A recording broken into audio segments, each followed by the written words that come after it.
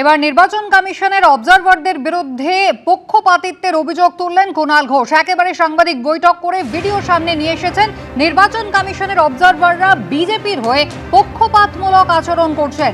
Diamond হারবারের হোটেলে মগরাহাট পশ্চিমের বিজেপি প্রার্থীর সঙ্গে পুলিশ অবজারভারের বৈঠক হয়েছে। কি দাবি করেছেন কুণাল ঘোষ দেখুন।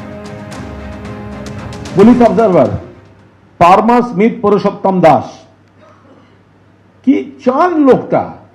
পুলিশ অবজারভারের তো নিরপেক্ষ থাকার কথা। তিনি গিয়ে সাগরিকা হোটেলে 208 নম্বর ঘরে গিয়ে উঠেছেন। 142 মগরাহাট পশ্চিম বিধানসভা কেন্দ্রের বিজেপি প্রার্থী গৌর ঘোষের সঙ্গে ব্যক্তিগত বৈঠক করছেন।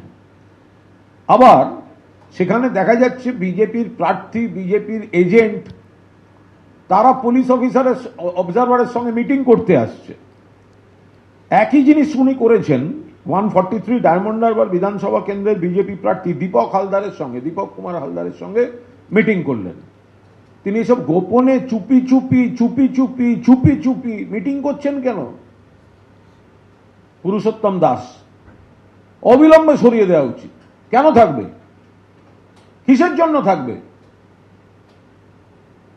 পুলিশ অবজারভারের কোন কাজ থাকতে পারে বিজেপির ক্যান্ডিডেট আর এজেন্টদের সঙ্গে? তাদের ভোটের আগে ডিস্টার্ব করে দাও, পুলিশ খুঁজতে যাক, ধরতে পারলে ভোটের দিন সন্ধ্যে অব্দি আটকে রাখো। এইভাবে ভোট করাতে চায়।